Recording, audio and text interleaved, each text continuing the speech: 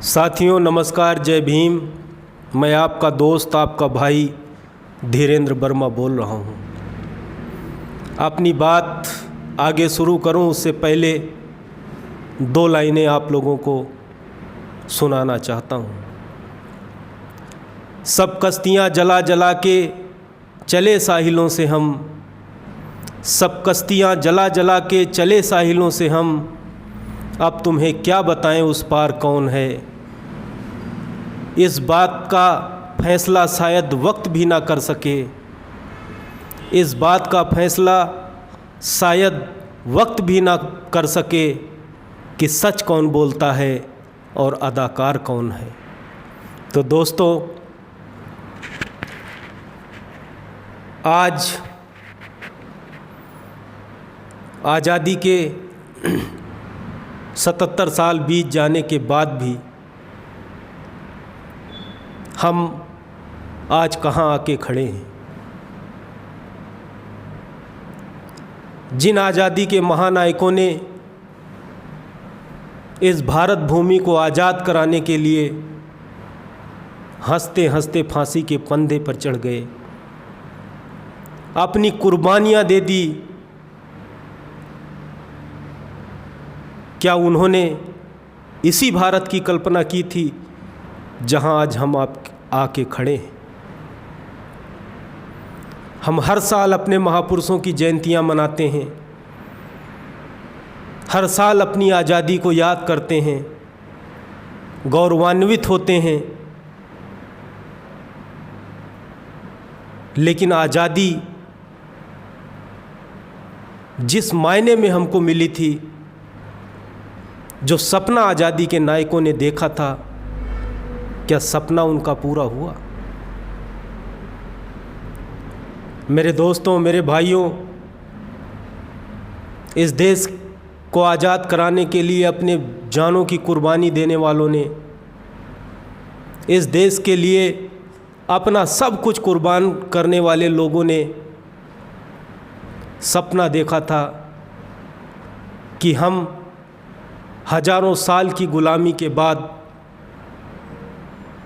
आज़ादी की तरफ रुख कर रहे हैं। हमारा आज़ाद भारत कैसा होगा?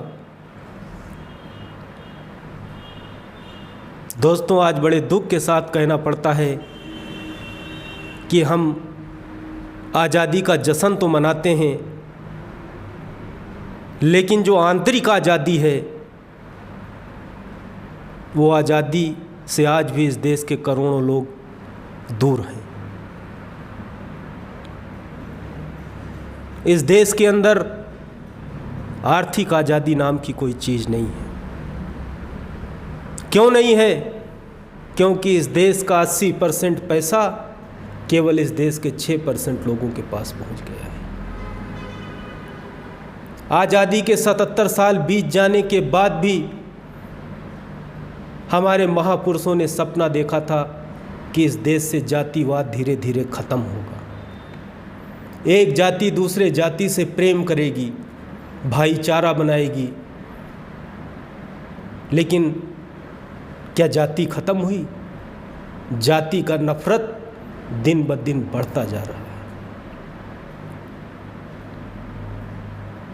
क्या इस देश के अंदर आज भी करोड़ों लोग ऐसे नहीं हैं जो अगर एक दिन कमाने ना जाएं तो उनके बच्चे भूखे रह जाएंगे? अंग्रेज़ों से तो आज़ादी मिल गई हमको, लेकिन क्या हमको अपनी गरीबी से आज़ादी मिली? हमको अपनी आर्थिक चुनौतियों से आज़ादी मिली? क्या हमको अपने सामाजिक चुनौतियों से आज़ादी मिली? नहीं मिली मेरे भाई।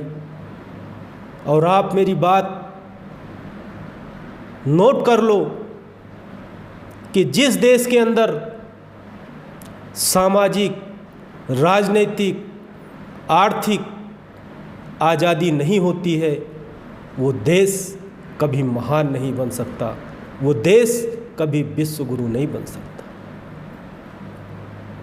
जिस देश के अंदर भ्रष्टाचार चरम पे हो, जिस देश का 90% पुलिस वाला भ्रष्ट हो, जिस देश के 90% नेता केवल अपना करियर बनाने के लिए चुनाव राजनीति करते हैं, चुनाव लड़ते हैं, एमपी एमएलए बनते हैं,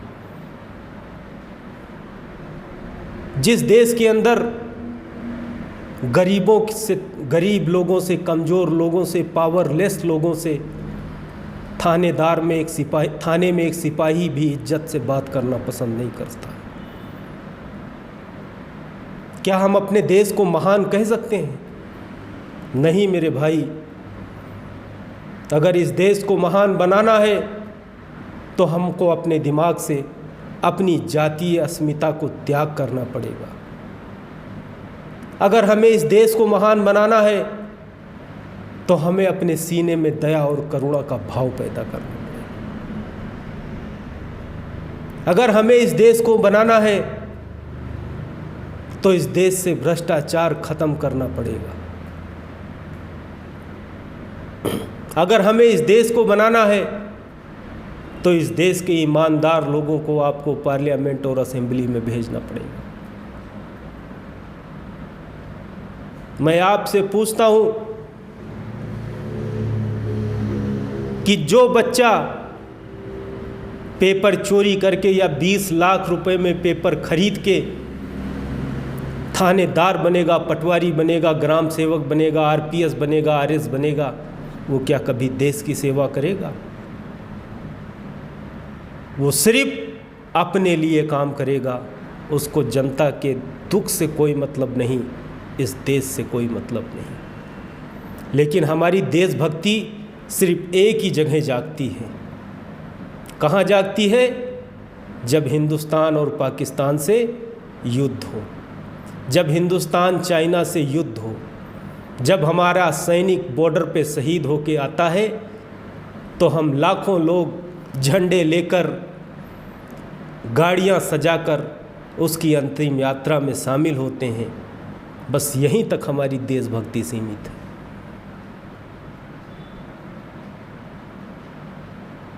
ये माइंडसेट हमको चेंज करना पड़ेगा। अगर बॉर्डर पर देश का जवान देश के लिए कुर्बानी दे रहा है तो देश के अंदर इस देश को बनाने के लिए इस देश का मजदूर, इस देश का किसान, इस देश का मिस्त्री, इस देश का प्लम्बर इस देश को सजा रहा है, संवार रहा है।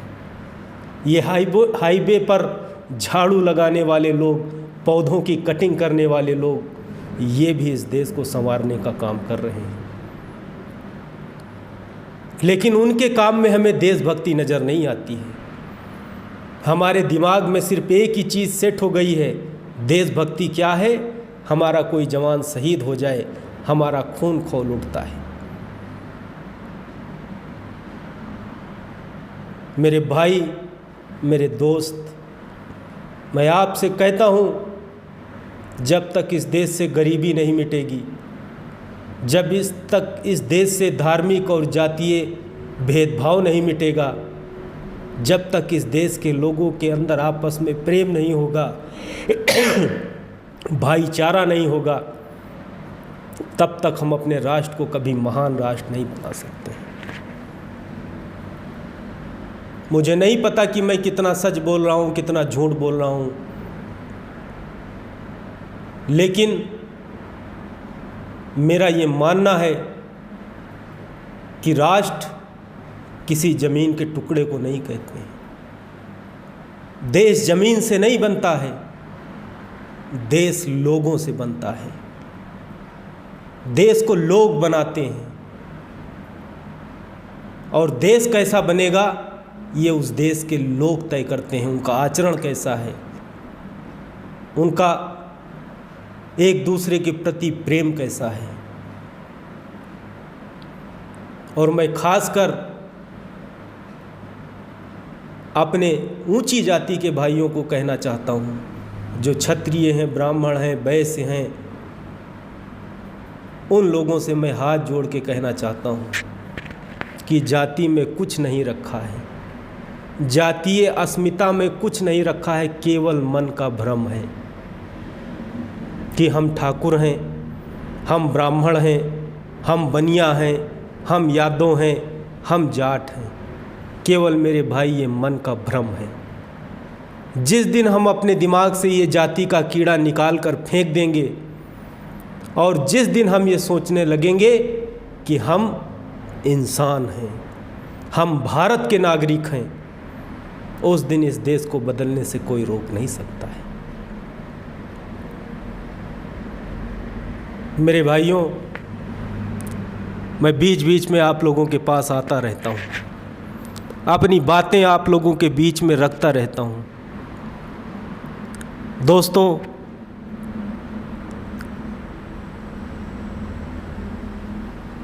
अच्छा काम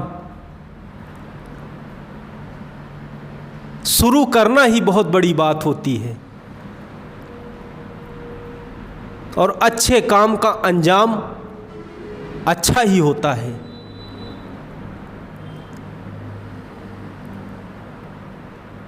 मेरे भाई, आप सोचते हैं कि हमको क्या लेना देना। नहीं मेरे भाई, हम ही को लेना देना है। हम ही बनाएंगे इस देश को, दूसरा कोई बनाने वाला नहीं है इस देश को।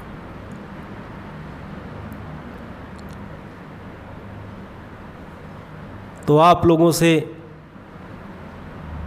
निवेदन करता हूँ और ख़ासकर अपने क्षत्रिय समाज के भाइयों से कहना चाहता हूँ कि आपने भी इस देश के लिए बहुत कुछ सैक्रिफाइस किया है। आपका भी बहुत बड़ा है योगदान इस देश को बनाने में, उसको जाया मत होने दो मेरे भाई। ये घोड़ी से उतारना, मूंछ रखने पर मारना, ये सब 18वीं सदी 19वीं सदी की घटिया मानसिकता है। अब हम लोग एक आधुनिक युग में प्रवेश कर चुके हैं। ये संकीर्ण मानसिकता हमको छोड़नी पड़ेगी और ये हमारे क्षत्रिय भाइयों के ही हित में है। आप अच्छा काम करेंगे, अपने से जो छोटा है उसे प्रेम से रहेंगे तो आपका सम्मान बढ़ेगा समाज में, आपको लोग प्रेम से देखेंगे, आपके प्रति लोग दया और करुणा के भाव से देखेंगे। और जीवन में जो भी पुरानी आदतें हैं, मैं आज क्षत्रिय समाज के भाइयों को देखता हूँ, बहुत से ऐसे क्षत्रिय समाज के भाई हैं कि उनके पास कुछ नहीं बचा है, उनकी ज़मीनें चली गईं, सब कुछ चला गया। तो जब मैं आकलन करता हूँ तो उसके दो कारण पाता हूँ। एक तो कुछ गलत आदतें हैं, उनको आप परंपराओं से भी जोड़ के देख सकते हैं। शराब पीना, मैं आपको ये नहीं कहता हूँ कि बंद कर दो, लेकिन जो शराब की परंपरा है, इस परंपरा को ख़त्म करो आप। दूसरी चीज़ जो मुझे कमी लगती है कि जो जातीय अस्मिता है वो बहुत बड़ा नुकसान कहीं ना कहीं हमारे क्षत्रिय समाज के भाइयों का कर रही है। तो जातीय अस्मिता को छोड़िए, सब मिल के आगे बढ़ते हैं, इस देश को बनाते हैं और आज़ादी के जो महान नायक जिन्होंने अपनी कुर्बानी इस देश के लिए दी, उनके सपनों का भारत बनाते हैं। साथ मिल के चलेंगे, एक दूसरे का हाथ पकड़ के चलेंगे, सुख दुख में साथ रहेंगे, तब जाके भारत महान राष्ट्र बनेगा। तो आप लोगों का बहुत बहुत धन्यवाद। नमस्कार। जय भीम, जय भारत।